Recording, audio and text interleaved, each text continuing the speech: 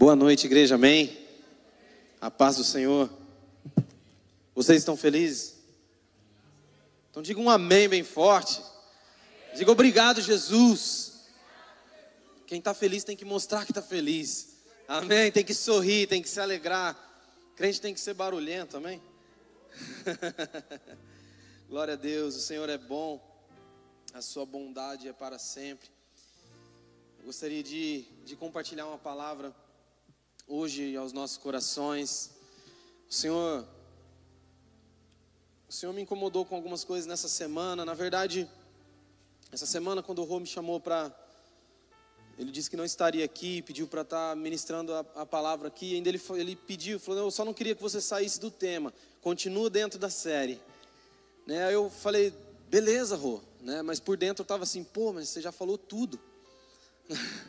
Que a gente vem seguindo de uma série de mensagens falando sobre o corpo de Cristo, falando sobre igreja, e nós já ouvimos bastante coisa aqui, na verdade. Se você está aqui desde o começo, se você está ouvindo aqui as palavras sobre essa série, você vê que nós já ouvimos sobre muita coisa, sobre amor, não é? Quem já ouviu aqui sobre amor, sobre perdão, sobre unidade. Nós já ouvimos muito sobre igreja. E aí essa semana eu estava falando com o Senhor e eu falei, Deus, e aí? Né, o que o Senhor quer falar conosco? O que o Senhor quer falar nesse domingo, nesse dia? Né, o que mais que tem para o Senhor falar com a tua igreja, para nos ensinar? O Senhor me fez uma pergunta. Por que aprender a ser igreja? Aí naquele momento eu senti isso no meu coração, falei, por quê? Por que nós estamos aprendendo a ser igreja? Para que serve ser igreja? Por que nós estamos recebendo cada dia mais, cada domingo após domingo, mais informações de como ser igreja, de como amar o próximo, de como amar uns aos outros, de como perdoar, de como ser um em Deus? Por que nós estamos aprendendo tanto sobre isso? Qual que é o motivo?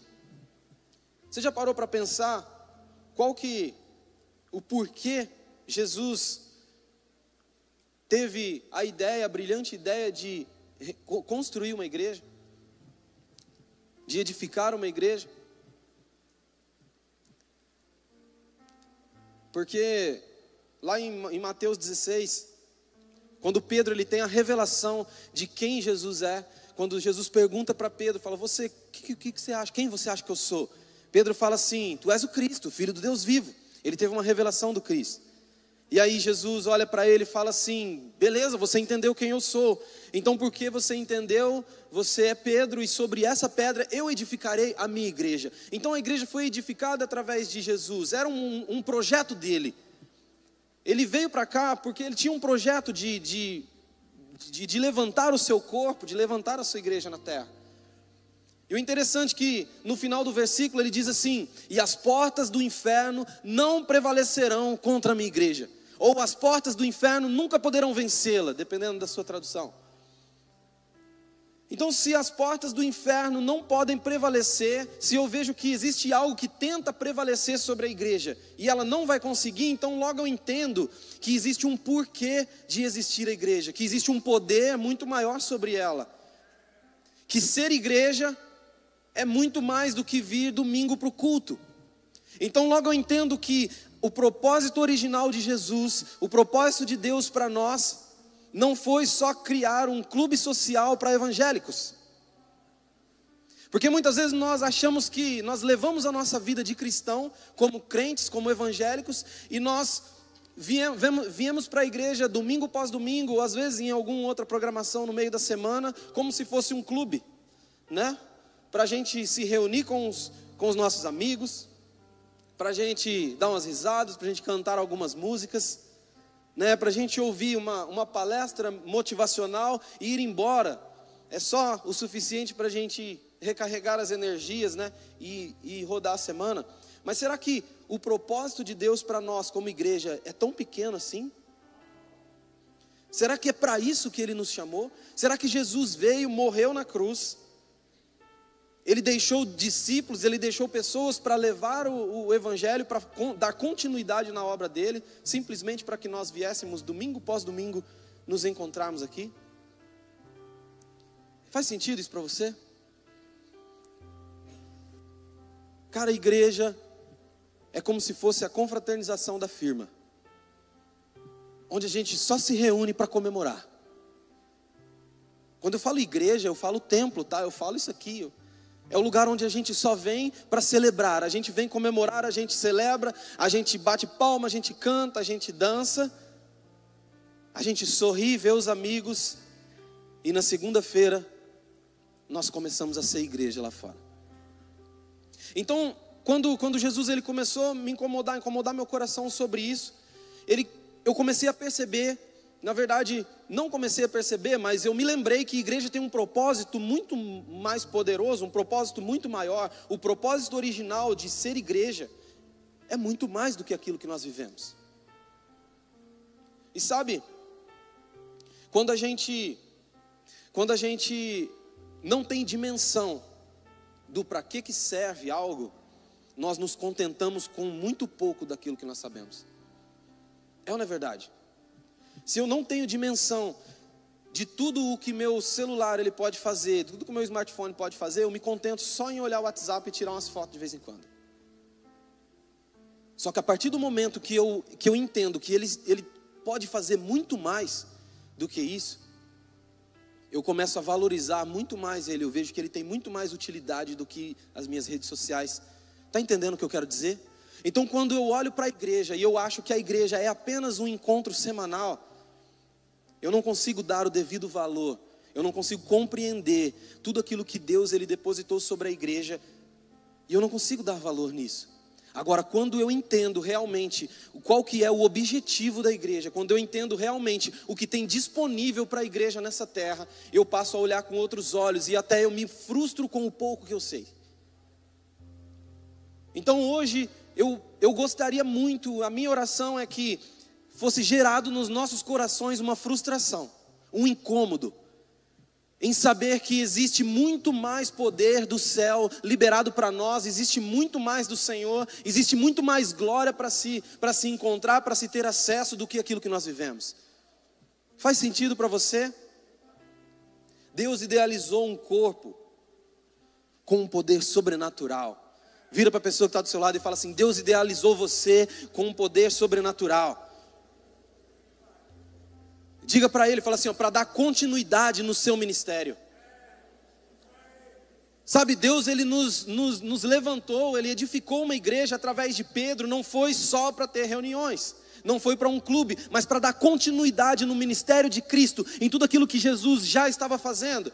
Quando ele veio, ele passou a sua vida aqui, os seus 3 anos e meio de ministério, e ele precisava de alguém que desse a continuidade naquilo que ele edificou, no alicerce que ele colocou. Então nós somos construtores dessa igreja. Nós somos os reconstrutores dessa igreja. Amém? Faz sentido para você? Faz sentido para você? É por isso que ele nos deixou o ide. Por isso que ele disse, olha, ide por todo mundo. Pregue o evangelho a toda criatura. Ide por todo mundo e faça discípulos. Ide por todo mundo e dê continuidade naquilo que eu já estava fazendo. É por isso que lá em João 14, ele diz assim, olha, eu estou indo para o Pai, eu fiz muitas coisas, mas vocês farão coisas muito maiores do que eu fiz. Porque existia algo liberado para nós. É por isso que nós carregamos isso no nosso nome. Você lembra disso? Cumprir. Cumprir. Quem sabe o que significa cumprir? Quem não sabe, eu quero convidar você para estar no próximo Integra aqui, que você vai descobrir, tá? Mas eu vou dar um spoiler. Cumprir é uma sigla. Cristãos Unidos com a missão de propagar o reino. Nossa, isso está no nosso nome, isso está na nossa identidade. Existe um porquê de estarmos aqui. Não é cristãos unidos só para celebrar um culto. Não é cristãos unidos só para cantar algumas canções. Não é cristãos unidos só para ir no gari de vez em quando. Não é cristãos unidos só para vir na igreja. Não, é cristão unido com a missão de propagar o reino. É a nossa identidade, é o nosso DNA, é o nosso nome. Então se nós carregamos isso como identidade, Nós precisamos exercer essa identidade. Faz sentido para você? Segura aí que a gente já vai ler Bíblia, tá? Eu só queria trazer essa introdução para que você entenda algumas coisas. Mas eu fiz uma pesquisa outro dia. Na verdade eu fiz essa pesquisa mais ou menos uns 5 anos atrás. E eu tinha um número. E aí eu refiz essa pesquisa essa semana de novo, para saber esses números mais atualizados. Mas há 5 anos atrás, segundo o IBGE, 70% da população brasileira era cristão. 70% da população brasileira se intitulava cristão. Isso há 5 anos atrás. Eu fiz a pesquisa essa semana no chat GPT. Você pergunta para ele, ele responde tudo, gente, que lá é uma benção. E aí ele dá as bases, tá? Ele não inventa não. E ele me disse que 86,8% do Brasil é cristão. Ou seja, nós tivemos um crescimento de 16% em 5 anos para cá. Mas eu não quero falar sobre esse crescimento, eu quero falar sobre esse número. 86% da população do Brasil se intitula cristão, professa a fé em Cristo. 86% das pessoas que moram no Brasil creem em Jesus. É bastante, não é? Nós somos um país que quase na sua totalidade é cristão. Glória a Deus por isso, não é? Glória a Deus por isso. E o interessante é que 22,2% são evangélicos. É bastante. Considerando, sei lá, 250 milhões de habitantes, né, que tem no Brasil mais ou menos. É bastante, são muitos milhões de evangélicos. São muitos milhões de pessoas que professam a mesma fé que nós, que servem o mesmo Deus, que seguem os mesmos princípios. Só que aí o negócio se torna muito mais preocupante agora. Por quê? Segundo um estudo na Universidade da Pensilvânia, esse estudo ele sugere que menos de 25% de uma população pode mudar significativamente a cultura de uma nação. Esse estudo ele diz que menos de 25% das pessoas elas podem mudar significativamente a cultura daquela nação. Você tem noção de que nós somos 86%? E aí eu jogo uma pergunta para você. Será que nós vemos a mudança, a cultura da nossa nação sendo mudada pelos cristãos, pelos aqueles que professam a fé de Cristo? Será que em um país que quase na sua totalidade é cristão, será que nós vemos os princípios de Cristo estabelecidos em todos os lugares, em todas as áreas como deveria ser?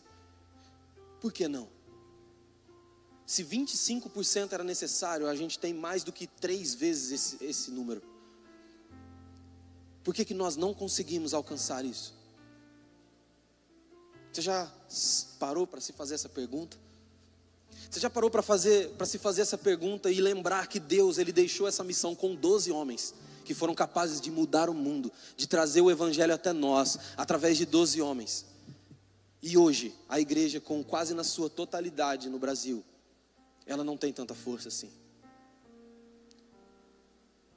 É porque muitas vezes nós recebemos informações de como ser igreja, mas nós não colocamos em prática o ser igreja.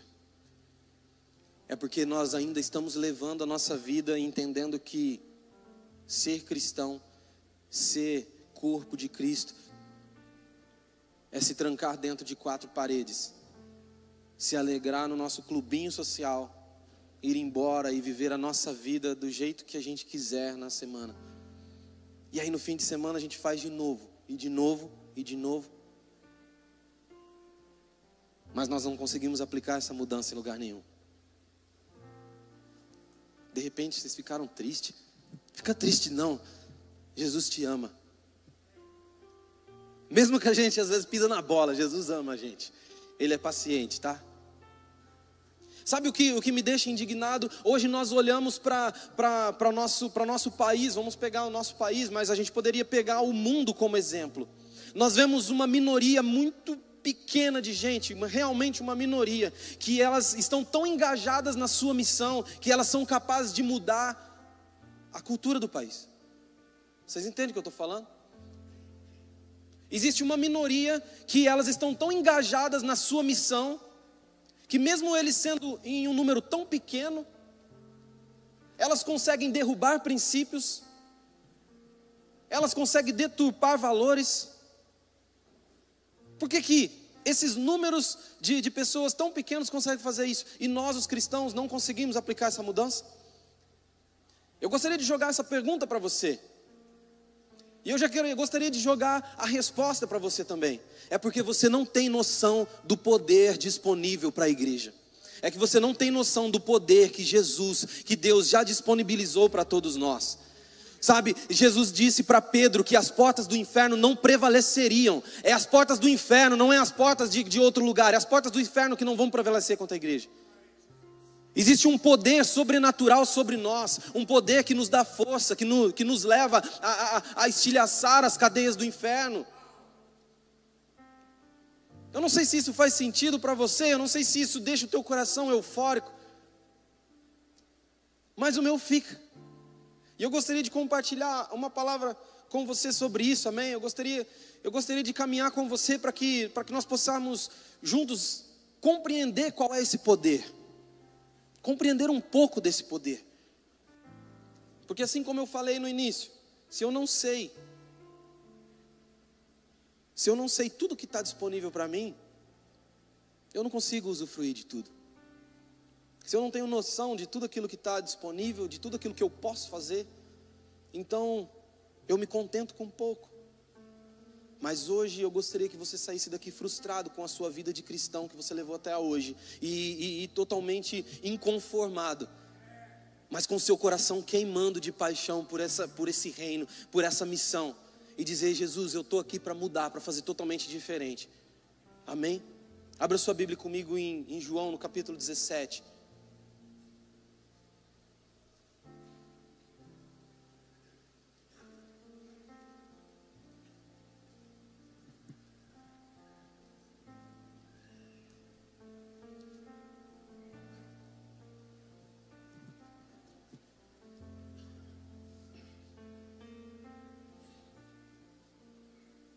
João capítulo 17, nós vamos ler a partir do versículo 20.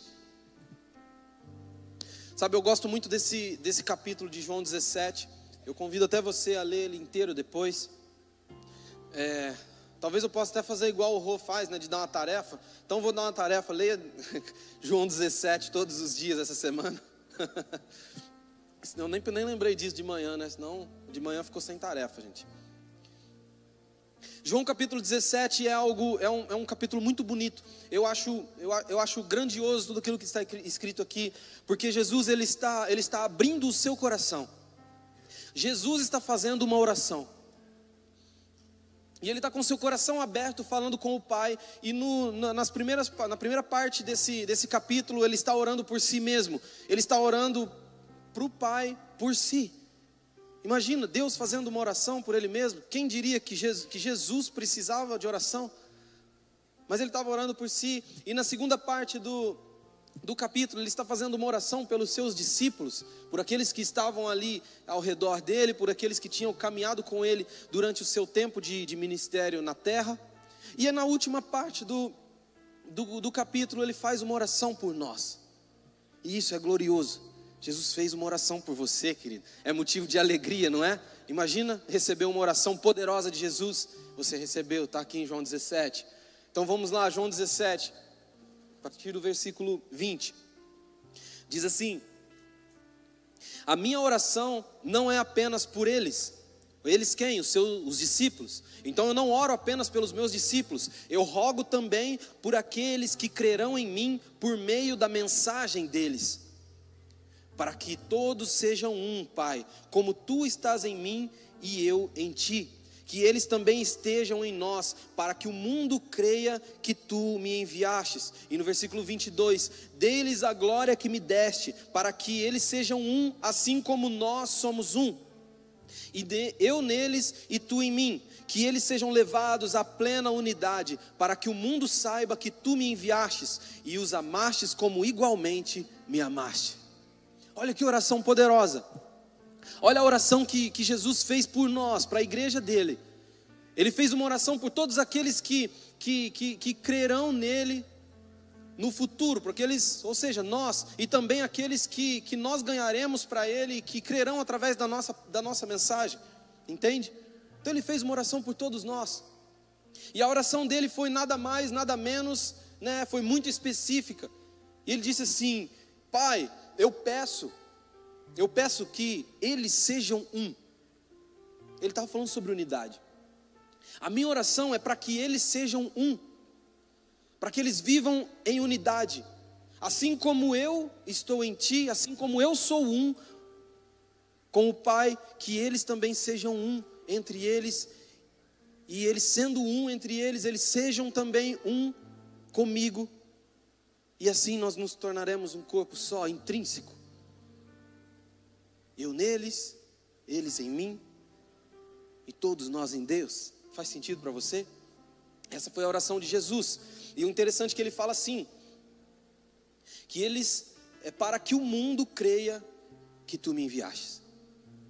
Ou seja, o mundo vai crer em Jesus quando eles virem a unidade dentro da igreja, quando eles virem a unidade sendo estabelecida entre nós. Eu não vou falar muito sobre unidade aqui, mas eu preciso passar por ela. Mas no versículo 22, ele libera uma grande chave. Ele libera uma grande chave, dizendo assim: dei-lhes a glória que me destes, para que eles sejam um, assim como nós somos um. Eu não sei se você conseguiu ter dimensão disso que Jesus falou. Você entendeu o que ele disse? Você entendeu que Jesus falou assim: olha, sabe aquela glória que o Senhor, Pai, o Deus, o Criador, sabe essa glória que Ele me deu? Eu dei para eles, eu dei para a minha igreja. Eu dei para eles, para que eles sejam um. Sabe, eu não sei se você consegue ter noção disso. Às vezes eu olho e falo assim: cara, Jesus não tinha muito juízo, só pode. Mas ele pegou a glória dele, a glória que ele recebeu do Pai, e depositou na sua igreja. Você tem noção do que é isso? Você tem noção do que é isso? Nós estamos falando de Deus. Nós não estamos falando da glória de um rei qualquer, da glória de um governante qualquer, não. Nós estamos falando da glória do Deus vivo. Nós estamos falando de um poder, de algo sobrenatural que estava sobre a vida de Jesus. E ele decidiu depositar isso sobre a igreja. Mas para quê? Para que a igreja desse continuidade no seu ministério aqui na terra. E sabe o que glória quer dizer nesse contexto? Quando nós pegamos o contexto original do grego na época, glória nesse contexto que está querendo dizer a majestade real que pertence a Ele, como supremo governador, a majestade no sentido da perfeição absoluta da divindade. Deus, Ele liberou glória para a igreja. Deus, Ele liberou glória para a igreja. Ele liberou para a igreja um lugar de governo. Era a glória de um grande governador. É isso que Jesus era. Então Ele liberou isso, derramou isso sobre a igreja, para que a igreja também governasse nas regiões celestiais, para que a igreja também estivesse um lugar de poder, um lugar de governo. Faz sentido para você isso? É isso que Jesus derramou, é isso que Jesus liberou. Essa foi a oração de Jesus. Por quê? Porque quando ele entendeu, ele nos ensinou que quando a igreja ela passasse a viver a unidade plena, quando elas se tornassem um, e quando elas se tornassem um entre nós, quando nós nos tornássemos um, nós vivêssemos essa unidade, nós também viveríamos essa unidade com Jesus, com o Pai, e nós seríamos gloriosos nessa terra. nós seríamos poderosos nessa terra. É por isso que ele capacitou os seus discípulos. Lembra? Lá em Atos 2, pouco antes de Jesus subir aos céus, depois de ressuscitado, ele falou: olha, vão para Jerusalém, fiquem lá, até que vocês sejam revestidos de poder do alto. Aí depois de você ser revestido do poder, então você pega, aí você sai, aí você vai para a Judéia, para Samaria, você sai dali, aí você começa a propagar o reino. Mas primeiro eu vou capacitar você, primeiro eu vou derramar a minha glória, o meu poder sobre você. Deus, Ele quer derramar a sua glória, o seu poder sobre nós, amém?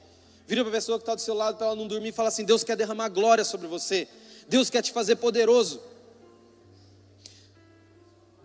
Sabe, Ele reservou a sua glória, a sua grandeza revelada para aqueles que vivem em unidade. Então a glória de Deus, ela passa a se manifestar no nosso meio quando nós nos tornamos um. A glória de Deus, ela passa a se manifestar no nosso meio quando nós falamos a mesma língua, quando nós estamos unidos e reunidos. A glória de Deus, ela passa a se manifestar no nosso meio. Esse é o poder da igreja. Faz sentido para você? Então, assim como eu disse, nós podemos ver isso nos primeiros discípulos, na primeira igreja, lá em Atos, não é? Nós vemos os primeiros discípulos, eles recebendo o poder e vindo a glória de Deus sobre o cenáculo onde eles estavam reunidos. E o interessante é que, eu não vou ler o versículo lá de Atos 2, porque a gente já conhece bem, a gente já leu essas semanas aqui, mas a Bíblia fala que estavam todos reunidos em um só lugar. E sabe o que quer dizer reunido? Reunido quer dizer com uma mente, com uma paixão, com um só acordo, com uma só visão. E sabe o que é mais legal de tudo? Essa palavra, ela é usada 12 vezes na Bíblia. 10 vezes está em Atos. 10 vezes está na história da primeira igreja. Então a base do poder daquela igreja, a base da glória daquela igreja, era viver em unidade. Eles eram revestidos de glória, de poder, porque eles entenderam, eles estavam vivendo a oração de Jesus. Essa oração que Jesus fez, eles estavam vivendo a oração de João 17. Por isso que nós vemos a glória de Deus manifesta ali na igreja de Atos. Por isso que nós vemos que quando desceu do céu o poder que os encheu, eles começavam a pregar e era papo de 5.000 pessoas que se convertiam, era aleijados que se levantavam, era a glória de Deus que se manifestava em toda a atmosfera, em toda a região. Eram cidades que eram salvas, que eram alcançadas. Existia um crescimento absurdo, um crescimento exponencial da igreja. Existia poder na igreja, existia glória na igreja.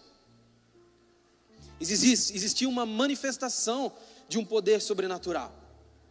Existia uma manifestação da graça de Deus ali. Porque eles entenderam o poder. Coloca aqui para mim em Atos 2, 47. Eu acho que foi onde o Rô terminou na semana passada. Olha isso. Louvando a Deus. Eu gosto muito desse versículo. Ele é meio confrontador, mas é legal. Louvando a Deus e tendo a simpatia de todo o povo. E o Senhor lhes acrescentava diariamente os que iam sendo salvos. Essa era a manifestação da igreja.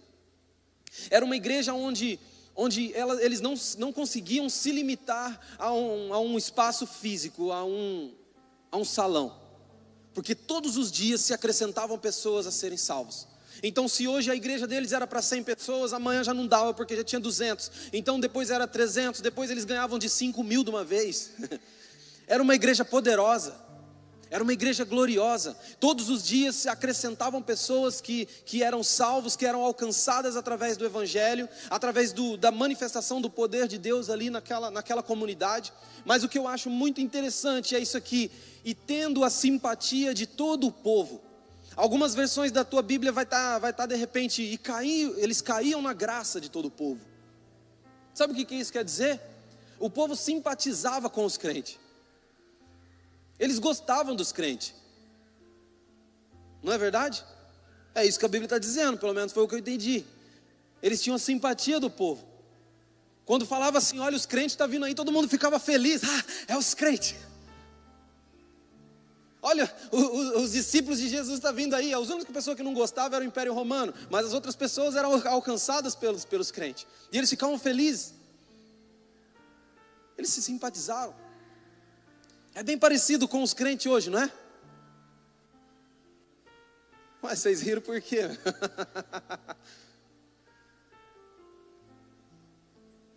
Por que hoje, quando se fala de crente, nego torce o nariz? Crente? Tem gente que eu já conversei e falei assim, cara, que é dono de empresa, essas coisas, falando, eu contrato todo mundo, menos crente. Por que nego não gosta de crente? Nego branco também não gosta. Costume de falar isso. Engraçado, todo mundo já olhou pro Black, gente. Vamos voltar aqui. Mas por que as pessoas, elas não simpatizam tanto mais com os cristãos? O que nós temos feito com o evangelho? O que nós temos feito com a igreja? Que nós temos, com o decorrer do tempo, perdido esse prestígio da sociedade? Por que será? Por que será que quando se fala de crente, quando se fala de pastor, né, fala, você é louco mexer com isso? Sabe, nós temos gerado intrigas e confusões, sabe, por muito tempo. A igreja ela se fechou muito na sua religiosidade. Como se nós fôssemos o santo grau da terra e, cara, só existe salvação só aqui, só nós, só. Aí as pessoas de fora, elas não se sentiam bem, não se simpatizavam com nós. Cara, eu não me encaixo, então eu vou procurar um lugar onde eu me encaixo, não é isso que acontece? Eles eram bem vistos pela sociedade. Sabe, eu converso com muita gente, eu trabalho com pessoas. Eu trabalho com pessoas e todos os dias eu converso com gente de tudo quanto é tipo. De crenças diferentes, de opção sexual diferente, de ideais políticos diferentes. E eu tento viver esse versículo aqui, eu tento fazer com que eles se simpatizem comigo. Não porque eu não posso perder cliente, não é isso. Mas eu preciso transparecer uma imagem de, cara, Deus, Ele quer alcançar você também, independente da sua diferença. É isso que é a igreja. É isso que é a igreja. E às vezes tem algumas pessoas que olham e falam assim, mano, mas, cara, nem parece que você é crente. Isso é ruim ouvir, não é? Quando você está dando mau testemunho, sim. Mas quando ele olha para você e fala assim, cara, nem parece que você é crente, porque todo crente que eu conheço é chato, velho. E você nunca brigou comigo porque eu sou gay. Eu não estou aqui por isso. Eu amo muito mais você do que os meus ideais, do que as minhas preferências. Então nós precisamos entender que Jesus morreu por pessoas. Deixe que os princípios eles se defendam sozinhos. O Evangelho de Deus, ele é poderoso o suficiente para trazer transformação. O Espírito Santo de Deus é poderoso o suficiente. Eu não preciso brigar. Eu não preciso criar intrigas e confusões. Sabe, lá em Tiago, no capítulo 4, versículo 1, acho que é isso, Tiago 4, versículo 1, Tiago faz uma pergunta, ele fala assim, olha, de onde vêm as guerras? De onde vêm as intrigas? De onde vêm os BO de vocês? Aí ele mesmo responde, fala, não vem de dentro de vocês mesmo? Vem de dentro de vocês, do seu próprio orgulho, da sua própria ganância. Sabe, muitas vezes nós brigamos só para provar que estamos certos. Nós afastamos pessoas para poder defender os nossos ideais, porque nós somos orgulhosos demais para baixar a cabeça e falar, cara, eu te amo mais do que aquilo que eu penso. Então, vamos, lembra do versículo que o Rô leu, acho que semana passada? No que depender de vocês, mantenham a paz com todos, conservem a paz com todos. O que é depender de mim? Se eu chego no Diego e eu falo assim, cara, eu gosto de azul, ele fala, eu gosto de vermelho, mas o azul é melhor. Não, eu gosto do vermelho. Beleza, mano, eu gosto mais de você. Deixa a nossa cor para lá. Entende o que eu quero dizer? O que depender de mim, eu preciso manter a paz. E aí a gente quer ganhar o mundo, não é verdade? A gente fica animado, de repente a gente vem numas conferências, nos negócios, a gente é ativado, né? A gente fala, não, eu fui ativado pelo céu, eu fui ativado agora pelo Espírito Santo, e agora eu sou embaçado, eu vou ganhar o mundo. Mas você está brigado desde 2018 com teus parentes por causa de político. Você faz 4 anos, 8 anos, sei lá quantos anos faz, que você está brigado com teus parentes, com as pessoas que são próximas de você, que olha para você, te chama de bolsominion e fala assim, cara, eu não quero ser igual a ele. Cara, quando é que nós vamos perceber que ser igreja é muito mais do que vir aqui de domingo?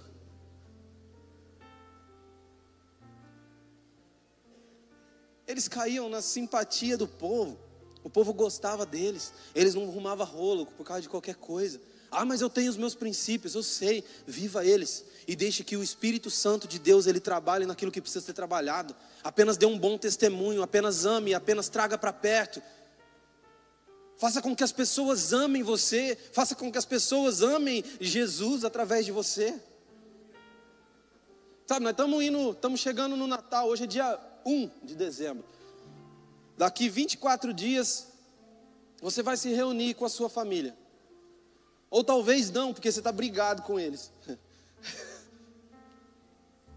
Talvez vai se reunir um partido para cada lado, um em cada comitê, né?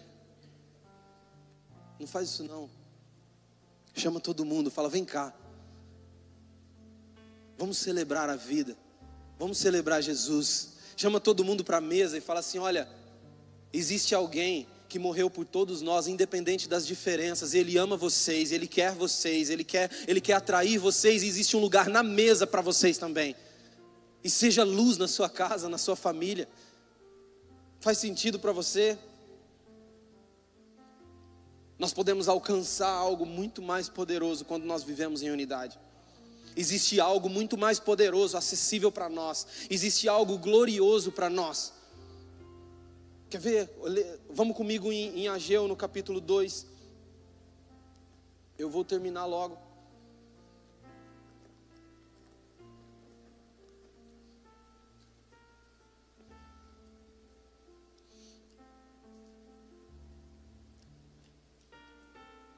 Ageu capítulo 2, versículo 6, diz: assim diz o Senhor dos Exércitos, dentro de pouco tempo farei tremer os céus e a terra, o mar e o continente. Eu farei tremer as nações, as quais trarão para cá os seus tesouros, e encherei esse templo de glória, diz o Senhor dos Exércitos. Tanto a prata quanto o ouro me pertencem, declara o Senhor dos Exércitos. A glória desse novo templo será maior do que o antigo, diz o Senhor dos Exércitos. E neste lugar estabelecerei a paz, declara o Senhor dos Exércitos. Presta atenção, o que isso tem a ver com igreja, Luan?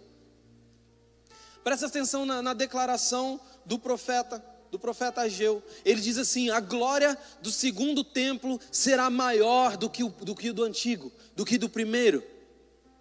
Sabe, para te contextualizar um pouco do que estava acontecendo aqui, o povo de Israel, lá atrás, eles construíram um templo. Salomão construiu um templo, e era um templo grandioso, luxuoso, com uma fortuna que talvez hoje seria incontável, a quantidade de ouro, prata, bronze, e toda a beleza e a riqueza daquele templo. Salomão, ele era um dos reis mais ricos da terra, um dos homens mais ricos da terra. Então ele tinha muito recurso, ele era abençoado por Deus nessa área, e ele construiu algo que se tornou inacessível para outras pessoas, porque ninguém conseguia fazer algo igual.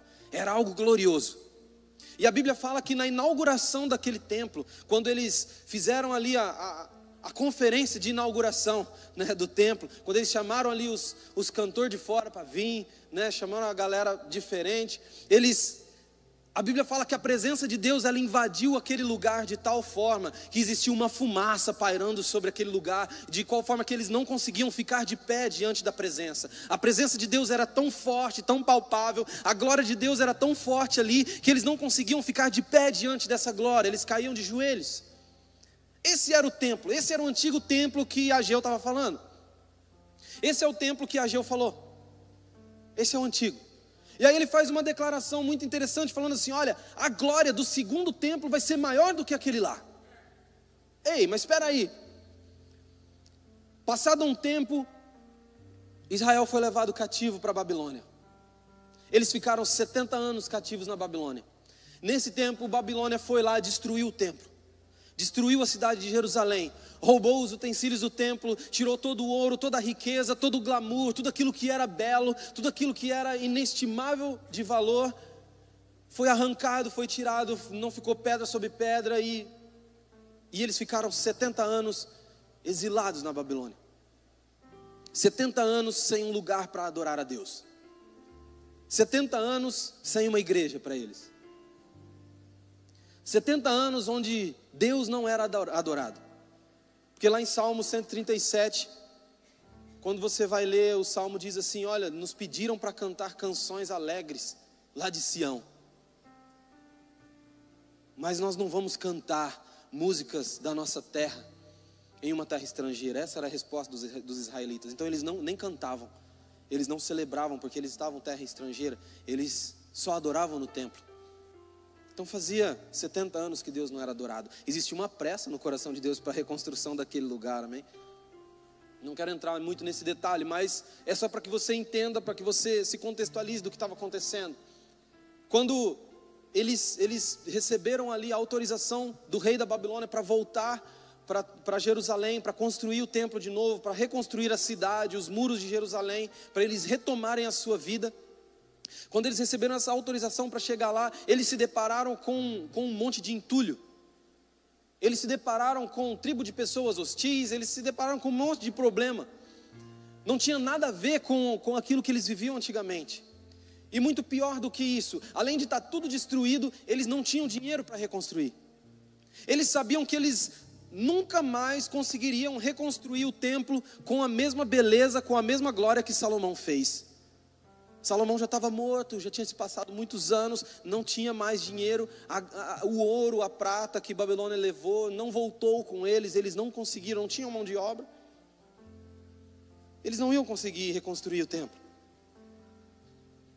E aí, Ageu chega e fala assim: não, a glória do segundo templo vai ser maior do que o primeiro. Aí eu imagino eles olhando para aquele templo, bem mais simples, talvez faltando reboco, né? Não tinha mais aquela pilastra de ouro, não tinha mais aquela arca bonita com os querubins, tudo de ouro, não tinha mais os negócios legal igual tinha antes. E de repente olhando para aquilo, ele falou assim: mas será? Mas a questão crucial aqui é de que templo o profeta estava falando. A qual templo ele estava se referindo? Sabe, alguns comentários bíblicos e historiadores, eles relatam que o templo físico, o templo que eles reconstruíram, que foi reconstruído, não ultrapassou a grandeza do templo feito por Salomão. O templo que eles reconstruíram nunca chegou aos pés do templo que Salomão tinha feito. Nem depois que Herodes chegou em Jerusalém e ornamentou todo o templo e ficou um pouco melhor ali na época de Jesus, nem nessa época o templo chegou aos pés do que era quando Salomão construiu. Então, em beleza, a glória desse templo não foi maior do que o primeiro. E nem em relação à presença. Se nós olharmos para a Bíblia e para a história não mostra nada de extraordinário acontecendo nesse templo que foi reconstruído. Nada aconteceu de extraordinário lá, nem na época de Jesus. Muito pelo contrário, na época de Jesus a galera usava o templo para fazer comércio. Mais ou menos o que acontece hoje. Mas na época de Jesus também nunca mais ouvi tanta glória assim nesse templo. Aí uma vez dentro desse mesmo templo, lá em Jerusalém, Jesus disse assim: olha, destruam esse templo e eu o reconstruirei em 3 dias. Lembra dessa declaração de Jesus? Derrubam esse templo que eu vou reconstruí-lo em 3 dias. Aí os fariseus já abriu os espinhos nas costas aqui, né? Heresia, mano. A gente demorou anos para reconstruir isso aqui. Como que você vai destruir o templo, né, e reconstruir em 3 dias? Você está ficando louco? Você é um blasfemador. A questão é que os fariseus, eles interpretaram errado a declaração de Jesus. Não é verdade? Fica claro para nós que Jesus não estava falando do templo de Jerusalém, não é? Ele estava falando sobre o seu próprio corpo. Fica claro para todos? Então, da mesma forma, se nós limitarmos a declaração de Ageu, nós também vamos interpretar mal o significado. A que templo eles estavam se referindo? A que templo eles estavam se referindo? Coloca aqui para mim, 2 aos Coríntios, ou melhor, 1 aos Coríntios 3, versículo 16. 1 aos Coríntios 3, 16. Vocês não sabem que são templo de Deus e que o Espírito de Deus habita em vocês? Olha o templo aí. Vocês não sabem que vocês são templo de Deus e que o Espírito de Deus habita em vocês? Mas presta atenção num detalhe. A Bíblia não diz: você não sabe que você é templo de Deus e que o Espírito de Deus habita em você? Você reparou nisso? Você reparou que a Bíblia fala sobre uma pluralidade, sobre um coletivo? Ele está falando assim, ó: vocês como igreja, reunidos, vocês são templo de Deus. Então eu não sou o templo, você não é templo, eu não sou casa, nós somos casa de Deus, nós somos templo de Deus, nós somos santuário do Senhor, nós somos um lugar de habitação. Ele está falando sobre unidade aqui, ele está falando sobre um corpo. Então o braço não é templo de Deus, mas o corpo inteiro é templo de Deus. Faz sentido para você? Então é no plural, quando nós olhamos para aquilo que nós somos, sobre a reconstrução desse templo, e nós olhamos lá para a profecia de Ageu, quando ele fala que a glória do segundo templo será maior, ele está falando desse templo, sobre a reconstrução de uma igreja que vive coletivamente, que vive em uma unidade, em um único propósito. Ele fala sobre essa reconstrução, e ele fala sobre um templo que será muito mais glorioso e poderoso do que o primeiro, onde a presença de Deus ela será muito mais forte do que houve lá no início. Será que isso transborda o teu coração de alegria? Sabe, o templo ele é o lugar da manifestação da glória de Deus. O templo é o lugar da manifestação da presença de Deus. Sabe, na época de Israel, a presença de Deus não se manifestava em qualquer lugar. Eles não adoravam em qualquer lugar, precisava ser no templo. E hoje é a mesma coisa. Mas nós não estamos falando de um templo físico, nós não estamos falando de 4 paredes cinzas, rodeadas com um telão bonito. Nós estamos falando da igreja. O poder de Deus, ele se manifesta somente através da igreja. Somente quando há coletividade, somente quando há unidade, quando a igreja se une, se reúne com um único propósito, com uma só mente, um só coração.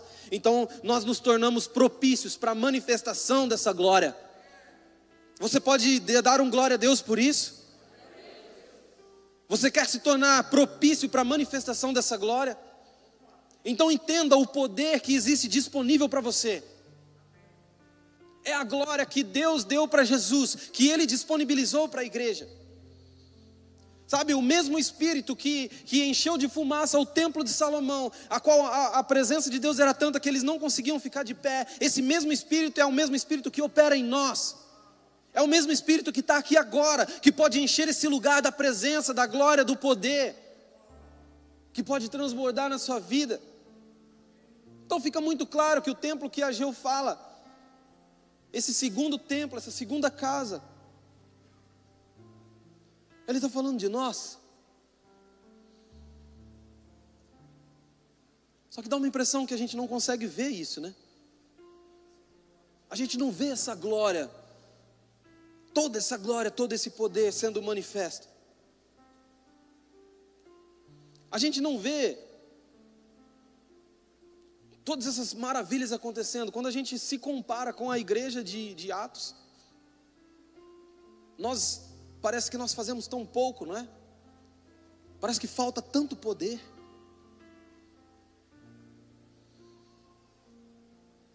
Mas Jesus, Ele quer restaurar esse poder, Ele quer derramar esse poder sobre nós. Ele quer nos capacitar para esse tempo. Ele quer nos capacitar para esse tempo, nos capacitar, nos encher de poder, de glória, de manifestação da presença de Deus em todos os lugares onde nós formos. João 14, no versículo 12, Jesus disse: eu digo-lhes a verdade, aquele que crê em mim também fará as obras que eu tenho realizado, e fará coisas ainda maiores do que essas, porque eu estou indo para o Pai. Sabe, Ele está falando que nós faremos coisas maiores do que Ele fez. É uma promessa dEle. Cara, Jesus fez coisa muito grande. Jesus ressuscitou morto. Jesus curou paralítico. Jesus curou cego. Jesus transformou água em vinho. Jesus multiplicou pão. Jesus fez um monte de coisa. E Ele está falando que nós faríamos coisas muito maiores. Então onde está esse poder? Esse poder está disponível para nós quando nós nos posicionarmos como igreja, como corpo.